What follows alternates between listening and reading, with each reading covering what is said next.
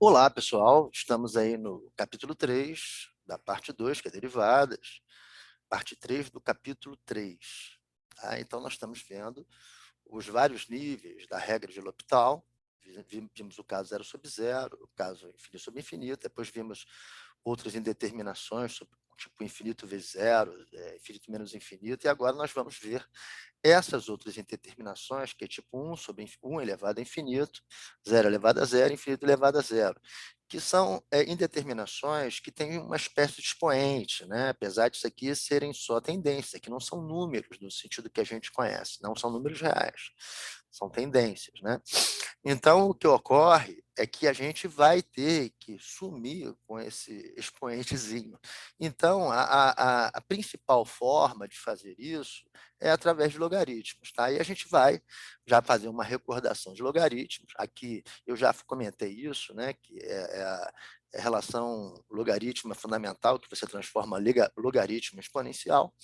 E essa aqui, ó, tá? A elevado a log de x na base A, geralmente a gente usa log neperiano, que é log de x na base E, tá? O log de B, de um número na base E 2,70 e pouco, se é que eu me lembro bem, que a gente acaba escrevendo E e não escreve o número. Quando bota na calculadora, ela calcula, tá? Se você apertar E na calculadora, aparece lá, eventualmente, o número, salvo se alguma calculadora aparecer. Vamos lá, essa aqui é muito utilizada, tá? Essa aqui também, ó, de jogar esse valor aqui na frente, também é muito utilizada. Tá? Então, essas duas primeiras aqui, mas eu acabei botando várias regras de logaritmo aqui, que não custa lembrar, apesar de que há uma expectativa de que quando você tenha feito a revisão de funções, tinha logaritmo, tinha exponencial e logaritmo, você tenha dado uma olhada nisso. Mas é bom chamar a atenção. Então, vamos ver lá, fazendo a continuidade, a numeração aqui, eu estou fazendo contínua, não estou abrindo um de novamente, esse aqui já é o 24º exercício de L'Hopital, então a quantidade está bastante boa. Tá? E aí nós temos um caso aqui, né, que x tende a 1, então aqui, nessa potência aqui, a base da potência é 1 e o expoente da potência vai ser 1 sobre x menos 1. Quando x tender a 1, aqui vai tender a zero e aqui vai tender a infinito. Então, a gente vai ter uma tendência desse tipo, 1 elevado a infinito, que é um dos casos desse patamar que nós estamos trabalhando. Então, eu vou reescrever o limite aqui, ó, e vou bolar jeito de tirar. Esse primeiro jeito, eu em vez de trabalhar direto no limite, eu estou trabalhando apenas, tá? Numa desculpe, ao invés de trabalhar dentro do limite, eu estou trabalhando com o princípio de equilíbrio da igualdade. Está vendo aqui? Ó? Tá vendo? Eu usei esse princípio de equilíbrio da igualdade. Essa técnica é possível, tem vários livros que utilizam. Então, neperiano do limite, neperiano. Princípio de equilíbrio da igualdade, extrair neperiano em ambos os lados. Se eles são efetivamente iguais, o neperiano não vai criar nenhuma adulteração. E aí, neperiano do limite, é limite do neperiano, e eu venho aqui para dentro, que é o que me interessa. Tá? Pelo menos por enquanto. Eu vou escrevendo essas equações, tá? Aqui é a forma de você brincar de equações, dependendo do limite. Aí, quando eu escrevo isso aqui, ó, se eu tenho log e tem um expoente no logaritmando, esse expoente pode ser jogado na frente, que é essa regrinha aqui, ó. Olha aqui, ó. Ele vai poder ser jogado na frente, olha aqui. Estão vendo? É essa regrinha que eu estou aplicando. E aí eu jogo na frente, e se você olhar agora, eu já vou estar em outro caso.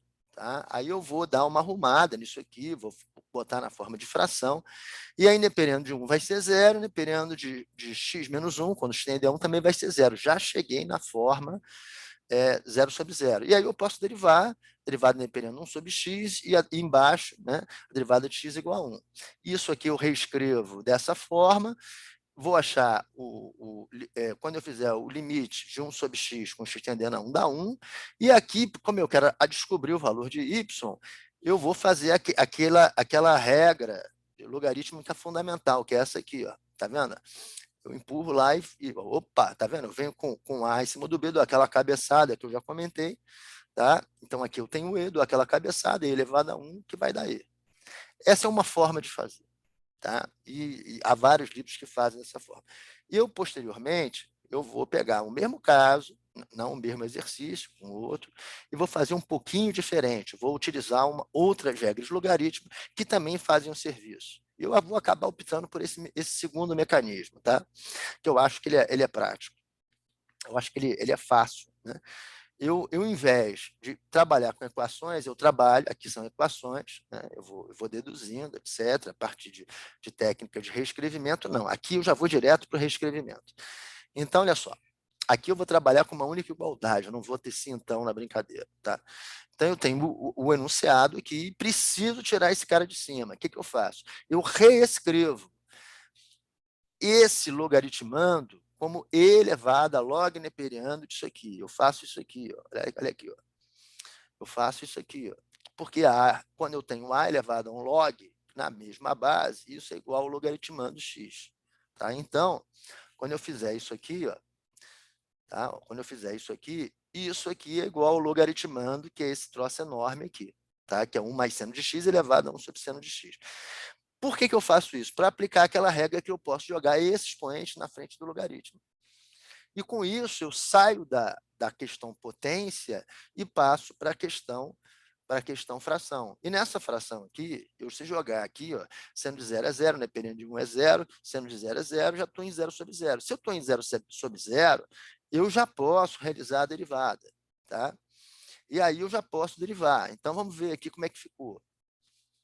Então, ficou. A derivada do primeiro é 1 sobre o argumento. Eu botei 1 sobre o argumento aqui. 1 sobre o argumento. Vezes a derivada do argumento, que é cosseno. Está aqui. E o seno, que já estava embaixo, que era na verdade, o seno estava aqui, eu derivei. As derivadas na fração, elas são independentes do numerador e denominador, deu cosseno, eu já arrumei aqui, já fiz a arrumação. Tem gente que vai ter mais dificuldade de fazer isso, vai fazer a fração em cima, para depois mexer. Eu já dei uma arrumada aqui. O cosseno corta com cosseno e eu fico com essa expressão. E essa expressão me permite jogar. Quando eu jogo x tendendo a zero no seno, vira zero, vai ficar 1 sobre 1, que é o próprio e. Então, vocês vejam que a grande dificuldade aqui não é bem a derivada, é mais o algebrismo. Tá? Aqui tem um outro caso, eu vou seguir o mesmo procedimento dos casos anteriores, já fazendo essa coisa do e elevado a neperiano, neperiano log de alguma coisa na base e, que me pareceu mais fácil que aquele primeiro exercício, que era o 24, tá? Que eu fiz aplicando neperiano em ambos os lados. Me pareceu que aqui fica um pouco mais fácil para o estudante. Por isso que eu vou insistir mais nesse mecanismo, ainda que tenha apresentado outros. Então, aqui, reescrevi o enunciado e reescrevi, então, isso como e elevado a neperiano desse trabuco todo aqui, ó, desse logaritmando. Como eu estou nessa forma, o x vai poder vir para frente, ok? E aí, se eu jogar aqui, eu vou ter x, que vai para infinito, infinito vezes o zero. Eu já até chamei a atenção aqui. K sobre x, x tende a infinito dá zero, né? Período de 1 vai dar zero. Então, eu ficaria naquele segundo patamar, mas eu não quero ficar no segundo patamar, eu preciso derivar esse troço. Então, eu preciso de zero sobre zero ou infinito sobre infinito. O que eu faço? Eu reescrevo esse x como 1 sobre x aqui embaixo. E aí sim, quando eu jogar agora, 1 sobre uma tendência infinito vai zerar, e aqui já estava dando zero mesmo. Então, eu caí naquele caso do 0 sobre 0, então eu posso derivar. E aí, fazendo aqui, ó, o que eu fiz aqui? Eu dei uma de malandro aqui tinha um parênteses. Deixa eu botar um parênteses aqui, ó. Opa, é que às vezes sai apagado. Não foi. Deixa eu ver se eu melhoro isso aqui. Tá bom assim, tá bom. Então, olha só, o que eu fiz aqui, a malandragem? Eu tirei uma MMC para ficar com isso aqui, com x mais k sobre x, tá? Isso aqui é um x. Opa, opa. Tá lá o x aqui. Deixa eu melhorar a perninha do x. Pronto, aqui também. Pronto, tá? Ficou bonitinho o x, né? Então, por quê? Porque geralmente, neperiano, eu vou fazer 1 sobre o argumento, ou seja, eu vou inverter o argumento, né, do neperiano. Então, eu já boto aqui x, x mais k, tá vendo? Aí, vou fazer a derivada disso aqui. A derivada, olhando para cá, né? Derivado primeiro 1 vezes o segundo, tá? Menos o primeiro, que é x mais k, vezes a derivada do segundo, sobre o segundo ao quadrado. Está aqui. E aí eu vou ter toda essa... Aqui embaixo vai dar menos 1 sobre x2, que um cálculo que também acontece muito, daqui a pouco vocês estão craques. E aí eu vou fazer as simplificações e vou chegando gradativamente, menos 1 sobre x2, o sinal de menos fica aqui. Aqui o ideal, olha aqui, ó, é que tivesse como é menos aqui, ó, que tivesse um parênteses, né? Tivesse um parênteses. Mas não vai ter grande problema. Se quiser, bota um parênteses aqui, ó, aqui, ó. Pronto, fica bonitinho, né? Como tem menos aqui, menos com menos mais, esse troço vai acabar desaparecendo. O importante é que na hora que eu for multiplicar, o x2 corta com x2, e aí eu vou ter kx em cima e x mais k embaixo. E aí isso aqui já fica de boa, né?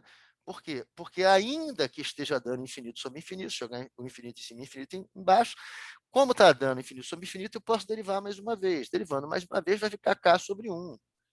E aí, ou seja, eu não tenho mais onde jogar infinito, aí isso aqui é uma constante, limite da constante é a própria constante, que é elevado a k. E acabou o exercício. Então, vocês estão vendo repetidamente que a dificuldade não está mesmo em derivar, porque quem já fez exercícios anteriores é sopa. O problema é o algebrismo. Tá? O algebrismo é que dá uma certa dificuldade. Esse aqui é um caso infinito sobre zero, tangente π sub 2 elevado a π sub 2, a gente já viu, se você fizer o ciclo lá, que à medida que o ponto P, né? Imagina o ponto P indo para... Aqui está o eixo das tangentes, então a tangente poderia ser pequenininha, mas à medida que vai para π sub 2, eles tendem a se encontrar lá em cima, no infinito. Então isso aqui está dando infinito, e cosseno de π sub 2 é zero. Tá? Então não tem grande dificuldade. Tem dificuldade para aqueles que simplesmente, ele fez uma revisão de trigonometria e não deu uma olhada. Aí esse cara está em maus lençóis, tá? Porque vai ser mais um conjunto de problemas na cabeça dele. Então vamos lá, vamos fazer isso aqui. Eu preciso me livrar do expoente. E o expoente a gente já sabe, E elevado a neperiano, você se livra do expoente. Joga o cosseno para cá, aqui ainda não está naquela forma maravilhosa, mas aí eu reescrevo isso como secante embaixo. Tá? E a secante está aqui 1 sobre cosseno, a tangente é seno sobre cosseno, e se eu aplicar aqui o x elevado a π sub 2, eu vou ver claramente que eu estou em infinito sobre infinito. Tá? E se eu tiver dificuldade, tá? Eu venho para esse tipo de fórmula aqui, porque às vezes eu tenho dificuldade de ver a tangente π sub 2. Pois é, joga em seno e cosseno e vê quanto é que dá. Joga em 1 sobre cosseno e vê quanto é que dá, e você vai calcular isso aqui. Ok? Então, vamos lá. Então, feito isso aqui, você já está na forma infinito sobre infinito, que significa que você já pode derivar. Então, a derivada neperiana é 1 sobre a tangente, né, vezes a derivada do logaritmando, que é secante ao quadrado, a derivada da tangente secante ao quadrado. E a derivada da secante de x é a secante de x vezes a tangente de x. Aí eu venho aqui, reescrevo isso aqui vezes o inverso, né, disso aqui, ou seja, seria dividido pela secante pela tangente, ou vezes 1 sobre secante vezes a tangente. E aí, eu reescrevendo isso aqui, eu vou chegar, né, ou seja, vou cortar secante com secante, e vou ficar com tangente ao quadrado embaixo.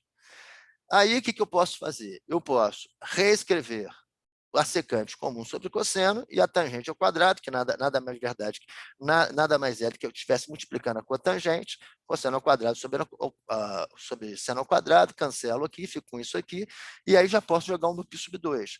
Cosseno de π sub 2 é zero, e o seno de π sub 2 é 1, mas 1 ao quadrado é 1 também. Isso aqui vai dar E elevado a zero, que vai dar 1. Então, vocês vejam que as dificuldades são relativas a tópicos anteriores de álgebra. Tá? Ficar sempre muito ligado nisso. Aqui tem um outro caso, deixa eu ver aqui, o último caso resolvido, tá? Que é x elevado a x, também um caso clássico. Então, eu tenho, se x tende a 10, zero, eu tenho 0 sobre 0, então eu estou varrendo os três casos e se resolvem da mesma forma. Tá? Então, aqui eu vou ter, se eu aplicasse o limite, eu tinha 0 sobre 0, eu entro naquele esqueminha do neperiano, jogo x na frente, reescrevo x sobre 1 sobre x, faço a derivada, que é fácil, 1 sobre x menos 1 sobre x2. Repare que esse troço de 1 sobre x, toda hora vai chegando em menos 1 sobre x2. Chega uma hora que você já fez tanta derivada que você até lembra dessa regra, que não é bem uma regra, mas repete tanto que a gente acaba memorizando. E aí, a gente reescrevendo isso, vai chegar em menos x2 sobre x, que vai dar menos x, aí jogo o x tendendo a zero, elevado a zero, 1. Então, vocês vão vendo que isso aqui é um repeteco-teco danado, repete, repete, repete. E aí eu coloco aqui aí um conjunto de exercícios, tá?